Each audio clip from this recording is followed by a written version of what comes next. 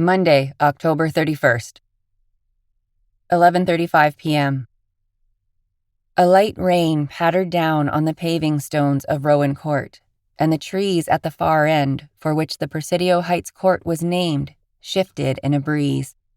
Gray clouds scudded across the dark sky. I huddled in my slicker and pulled its hood lower on my forehead. A drop of water slid down and settled on my nose.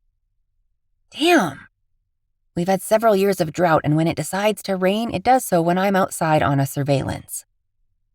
Surveillances weren't all that common for me anymore. My agency was fully staffed, and I let my operatives perform the long and often tedious stakeouts.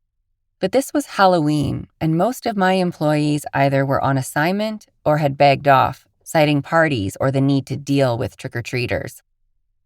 I prefer to stand guard rather than deal with trick-or-treaters. Small children in outlandish costumes make me nervous.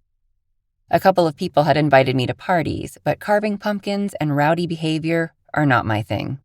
Besides, my husband, Ripinsky, was working a case out of our London office, so it was the job of the co-owner of McCone Ripinsky International to hold down the fort in his absence.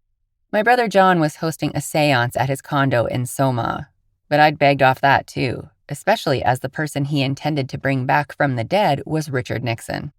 Frankly, I couldn't get my spirits up, pun intended, for any of the seasonal activities. Sometime during the previous year, a curious lassitude had settled on me, and so far, I hadn't been able to shake it. What had caused the lassitude was a mystery to me. Last January, I'd successfully closed a case in the extreme wilderness of Northern California, Maroot County, centering on the murders of 2 Indigenous women that the local law had seemed inclined to dismiss. My findings had shaken the power structure there and promised vindication for many disadvantaged people. I should have been feeling satisfied, if not high, with the outcome. But instead, I downplayed any positive emotions. Throughout the spring and summer, when asked about my sagging spirits by friends, employees, and even my husband, I'd shrugged off their questions and grimly gone about my business. As of now, nothing had changed. Another raindrop splatted on my nose.